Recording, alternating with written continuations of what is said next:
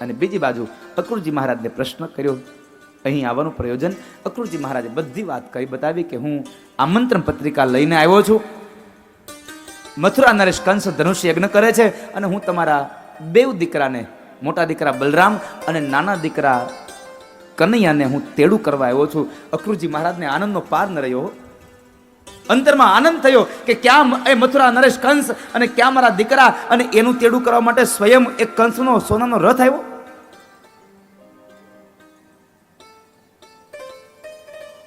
જરૂર હોય ને, જરૂર ત્યારે આપણે લાડવા ખવડાવીએ. આપણે ગરજ હોય ત્યારે આપણે લાડવા ખવડાવીએ અને ગરજ મટી જાય એટલે ખાટી છાશય ન આપીએ.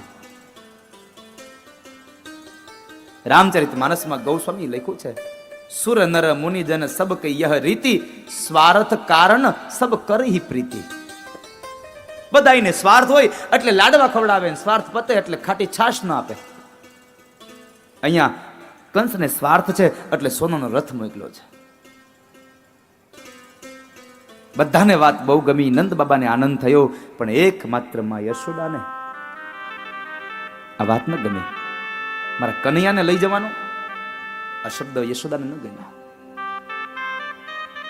માં યશોદા બોલ્યા છે, નંદરાય તમારે જવું હોય તમે જાજો, બલરામને સાથે લઈ જાજો, વ્રજ ને વૃંદાવનના ગોવાળિયાઓને લઈ જાજો, મારો કૃષ્ણ તમારી સાથે નહીં આવે, જાઓ. અરે યશોદા, શું કહો છો તમે? હા, મારો કૃષ્ણ નહીં આવે.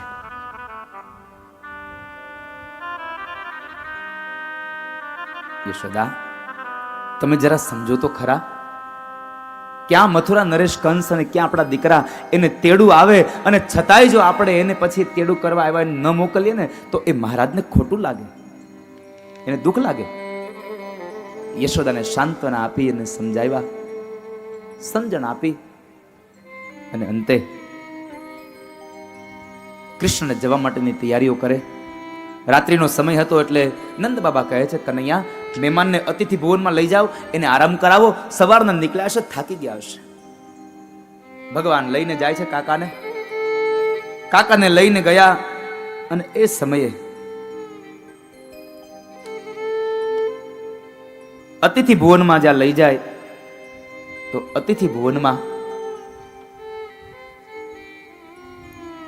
અક્રૂરજી મહારાજ થોડી વાત કરે છે. પ્રભુ, મારે આપને એક વાત કરવી છે. મથુરામાં યજ્ઞ થાય છે, પણ યજ્ઞની પાછળ આખું કારણ જુદું છે. ભગવાન કહે છે, કાકા તમે ચિંતા ન કરો, મને ખબર છે, મને બધી વાતની ખબર છે.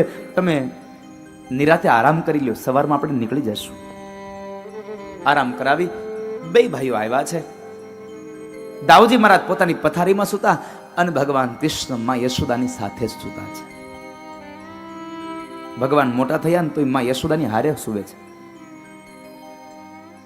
યશોદાના ડાબા હાથનો તકિયો બનાવીને કૃષ્ણ સૂતા છે.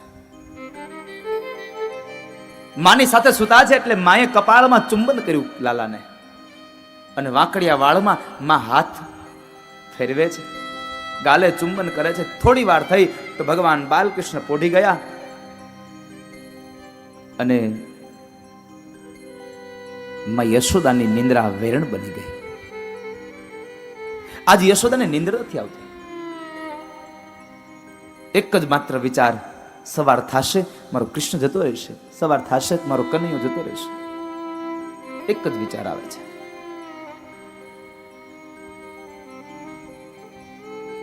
આમ કરતા કરતા આખી રાત માં યશોદાએ રડવામાં પસાર કરી દીધી. સવારમાં વહેલા ઉઠીને માં કામ કરે છે.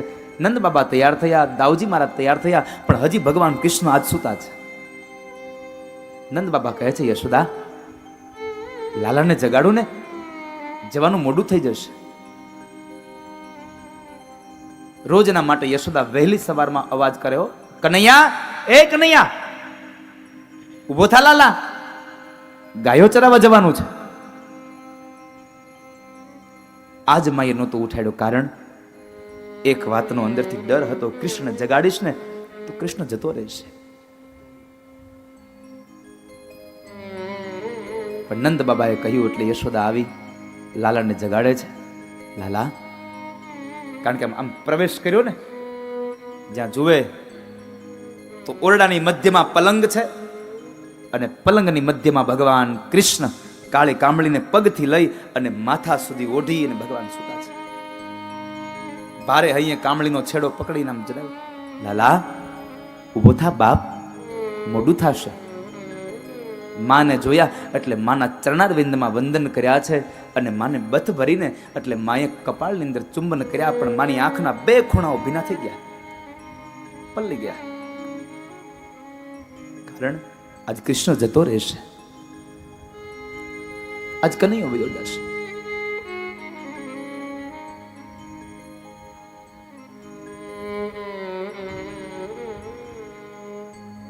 ભગવાનને સ્નાન કરાવ્યું માએ, ત્યારબાદ ભગવાનને શણગાર સજે છે.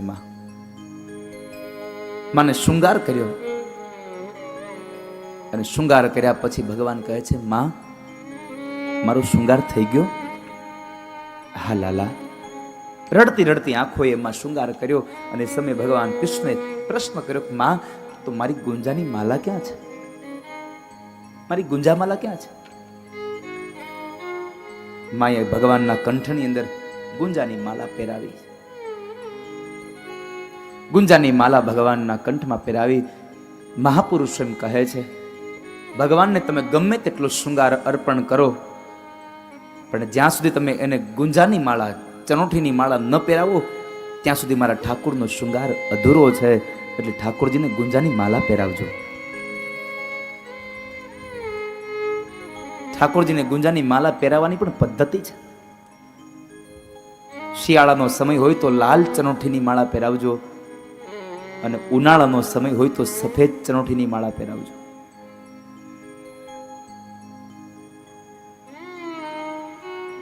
ઠાકોરજીને માળા ધારણ કરેવી. ત્યારબાદ મા એને શિરામણ કરાવે.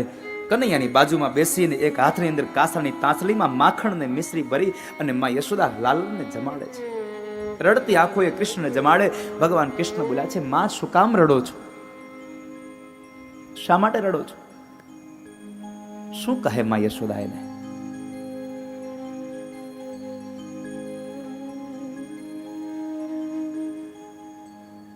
નંદ બાબાએ ફરી અવાજ કર્યો, યશોદા થોડી ઉતાવળ કરો ને, તાપ થઈ જશે, તાપ થઈ જશે ના શબ્દો સાંભળ્યા. અને એ સમયે તમામ ગાડાઓ તૈયાર થયા છે. ગાડાઓની અંદર દૂધ, દહીં, ઘી, માખણના માટલાઓ મૂકી મૂકીને ગોવાળિયા તૈયાર થઈ ગયા. આજ તમામ વ્રજવાસીઓને ખબર પડી કૃષ્ણ જાય છે. આજ કોઈ ગાયો લઈને ન ગયા. આજ આખું વાતાવરણ એક પરિવર્તિત થઈ ગયું. વાતાવરણ કૃષ્ણ જાય છે. ઉંમર શું હતી? 11 વર્ષ અને 52 દિવસ.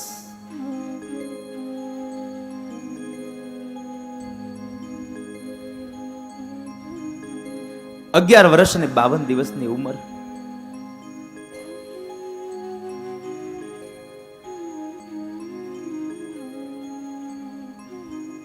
માં કૃષ્ણને લઈને નીકળે છે ઘરમાંથી બહાર. આંગણામાં આવે છે. રથ તૈયાર થયો. અક્રૂરજી મહારાજ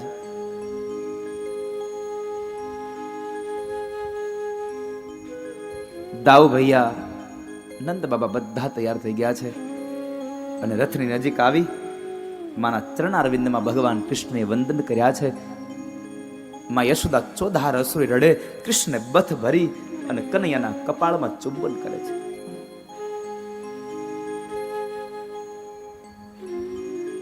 કનૈયાના કપાળમાં ચુંબન કરે છે.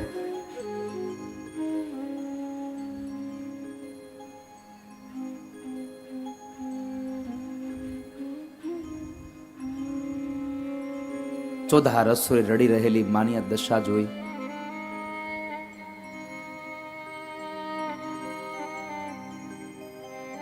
આમ ચારે બાજુ નજર કરે ને,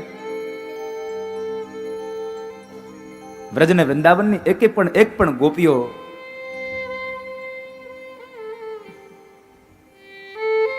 જેની આંખમાં અશ્રુ ન હોય એવું બન્યું જ નથી.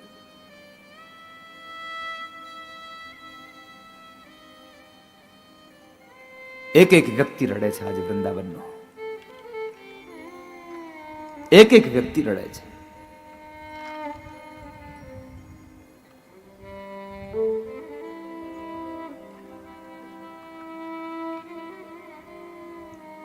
વિચાર તો કરો,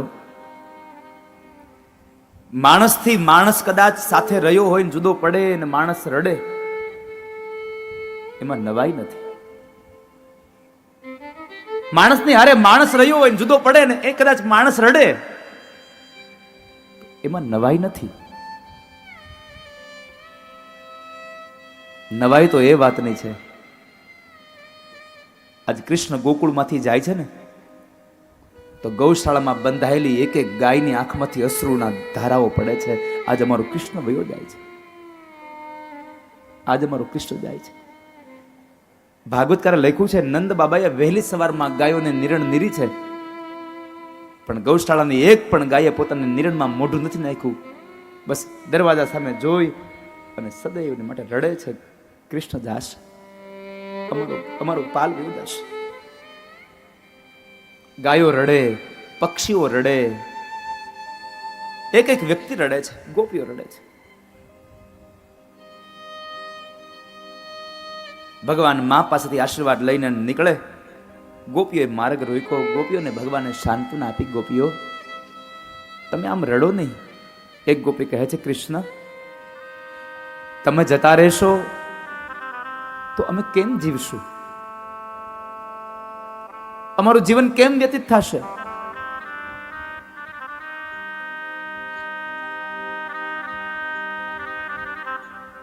તમારા વગર અમે ન જીવી શકીએ. કાં તો અમને સાથે લઈ જાઓ અને કાં તો તમારા રથના પૈડા અમારા શરીર ઉપરથી ચલાવી દો, અમારો પ્રાણ કાઢી નાખો, પછી તમે વ્યા જાજો.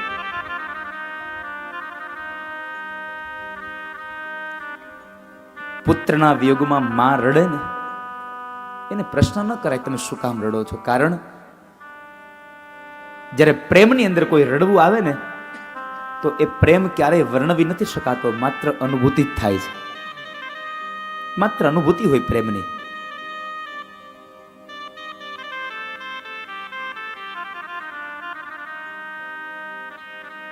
અગિયાર વર્ષ ને 52 દિવસ સુધી કૃષ્ણ માં યશોદાની આંખથી અળગા નહોતા થયા. એટલો પ્રેમ આપ્યો છે કૃષ્ણ. ગોપીઓની વાત સાંભળીને ભગવાન બોલ્યા છે, ગોપીઓ આમ દુખી ન થાવ, પણ જ્યાં સુધી મારું ને તમારું ભાગ્યનું દિવેલ હતું ને ત્યાં સુધી ભેગા રહી શક્યા. આજ પ્રારબ્ધનું દિવેલ સંપન્ન થયું એટલે સૌને જુદા પડવાનું. આજ આપણું પ્રારબ્ધ અહીંયા પૂરું થયું. ના કૃષ્ણ મને લઈ જાઓ. ગોપીઓને સાંત્વના આપી અને ભગવાન આમ ચારે બાજુ નજર કરે છે. એક ગોપીએ પ્રશ્ન કર્યો, કૃષ્ણ કોને શોધો છો તમે? ગોપી ઓળખી ગઈ ભગવાનને. ભગવાન કશું ન બોલ્યા ને એટલે ગોપી સામેથી બોલી છે, રાધાને શોધે છે ને કૃષ્ણ. કૃષ્ણની આંખો બંધ થઈ ગઈ. કૃષ્ણની આંખો બંધ. ગોપી કહે છે, સામે જુઓ કૃષ્ણ. એ વૃક્ષના થડ પાછળ ઉભેલી એ રાધા તમારી યાદમાં રડે છે. કૃષ્ણ ત્યાં રાધિકા પાસે ગયા ને તો રાધિકા પોતાની ચુંદડીનો એક છેડો અને જમણા હાથની આંગળીનો પેલો નખ પોતાના 2 દાંતોની વચ્ચે ચાવે છે. જમણા પગના અંગૂઠાથી આ ધરતીને કોતરે છે કે કદાચ કૃષ્ણ જાય ત્યાર પહેલા જો આ ધરતી જગ્યા આપી દે તો હું એમાં સમાઈ જાઉં. કૃષ્ણ વગરનું જીવન અધૂરું છે મારું.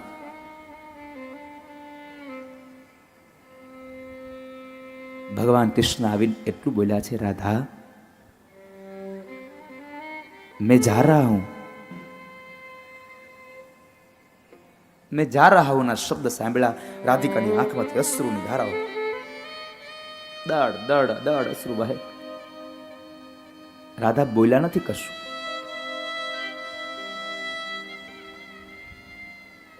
પણ કૃષ્ણ એટલું કહ્યું, ખભા ઉપરથી કામળી ઉતારી અને કેડમાં ખોસેલી વાંસળી કાઢી, કામળીને 4 ઘડી પાડી અને એના ઉપર વાંસળી રાખી અને રાધાના હાથમાં આપીને કહે છે, લે રાધા હવે તારો શ્યામ વાંસળી નહીં વગાડે, હવે તારો શ્યામ વાંસળી નહીં વગાડે. હું કોના માટે વાંસળી વગાડતો? હું મારી રાધાને બોલાવવા વાંસળી વગાડતો. હવે મથુરામાં જઈને વાંસળી વગાડીશ તો મારી રાધા ક્યાં આવશે? હું કોને બોલાવીશ? કોના માટે? રાધિકા કશું ન બોલ્યા. ભગવાન કૃષ્ણથી નીકળ્યા છે, રથમાં બેઠા છે. રથ આગળ ચાલ્યો, પાછળ પાછળમાં યશોદા ગાંડી ઘેલી થઈને દોડે છે. કનૈયા કનૈયા, પાગલની જેમ રડે છે યશોદા. અને એ સમયે માની આ દશા જોઈને અક્રૂ કાકાને કહે છે, કાકા રથ ઉભો રાખો. એકવાર રથ ઉભો રખાયો, ભગવાન નીચે ઉતર્યા. માં યશોદા પાસે આવી, યશોદાના બે હાથના બાવડા પકડીને કહે છે, માં શું કરો છો તમે? આમ અધીરા ન બનો તમે. પોતાના નાના એવા હાથથી ભગવાન કૃષ્ણ માના અશ્રુ લૂછે છે. એક એક વ્યક્તિ રડે છે, વૃક્ષનું એક એક પર્ણ રડે છે, ગૌશાળાની એક એક ગાય રડે, વૃક્ષની પર માળામાં રહેલા એક એક પક્ષીઓ રડે છે. આજ કૃષ્ણ વયા જાય છે, એક એક વ્યક્તિ રડે છે.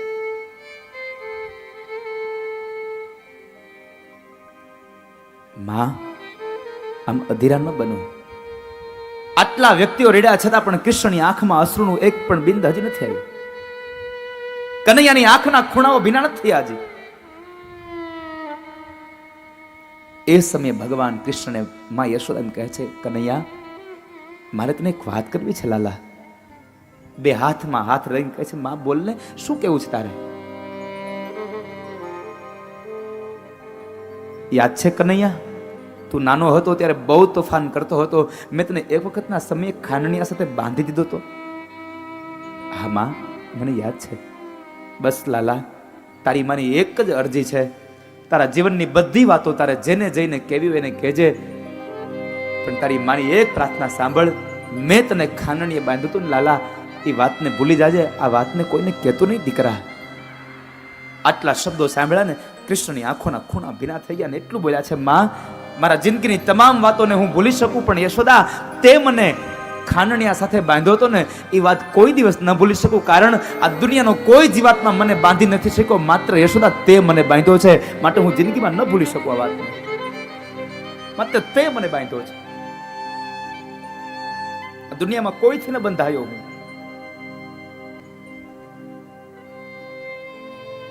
શું પ્રેમ હશે સાહેબ કૃષ્ણ.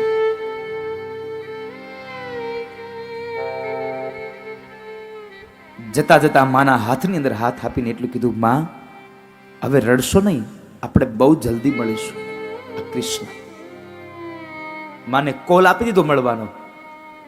માને સાંત્વના માટે શબ્દ કહી દીધો કે માં આપણે મળીશું, પણ ક્યારે મળીશું અને ક્યાં મળીશું એનું કોઈ સરનામું નહીં આપ્યું ભગવાને. એટલું ચોક્કસ કહ્યું, માં આપણે મળીશું. માને કહ્યું છે આપણે મળીશું, ગોપીઓને કહ્યું છે આપણે મળીશું. ઓલી રાધાને ન કહ્યું કે રાધા આપણે મળીશું. કારણ ભગવાન એમ કહે છે, રાધા આપણે તો શરીરથી જુદા થઈએ છીએ, બાકી આત્મા તો આપણો એક જ છે ને, ક્યાં જુદા છીએ? આપણો આત્મા તો એક જ છે. ભગવાન કૃષ્ણ માને સાંત્વના આપી રથમાં બેસી અને નીકળે. રથ આમ રથના પૈડાઓના ગતિ વધી અને ગોપીઓ પાછળ દોડી દોડીને રડે. માં યશોદા પાગલ બનીને રડે છે. પણ હવે કૃષ્ણ એક વખત પાછું વાળું ન જોયું. કાકાને કીધું, કાકા હવે રથ જવા દો, જો હવે ઉભો રાખશો તો મને ચોક્કસપણે ભરોસો છે કે આ વૃંદાવન વાળા મને નહીં આવવા દે મથુરા. હવે રથ જવા દો.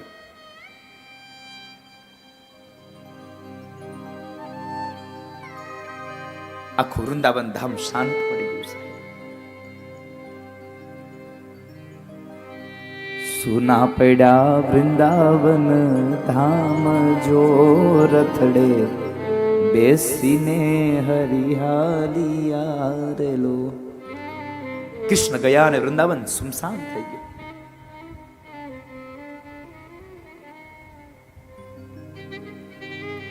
કપટી તે કંસના તેડા આવ્યા રે લોલ, છોડી હાલ્યા હૈયા કેરા હાર જો રથડે, બેસીને હરી હાલિયા રે લોલ.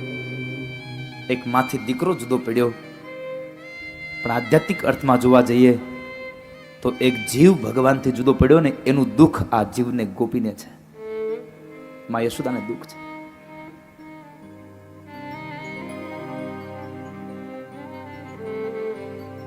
ભગવાનનો રથ ગયો, આ બાજુ યશોદાને લઈ અને ગોપીઓ ફરી પાછી નંદાલયમાં આવે છે. ભાગવતકાર એમ લખે છે કે એ દિવસે વ્રજના કોઈ પણ વ્યક્તિ પોતાના ઘરે ન ગયા, આખો દિવસ નંદ બાબાના આંગણામાં બેઠા છે. માં યશોદા ઓસરીના કોરે એક થાંભલીને ટેકો દઈ અને રડે છે.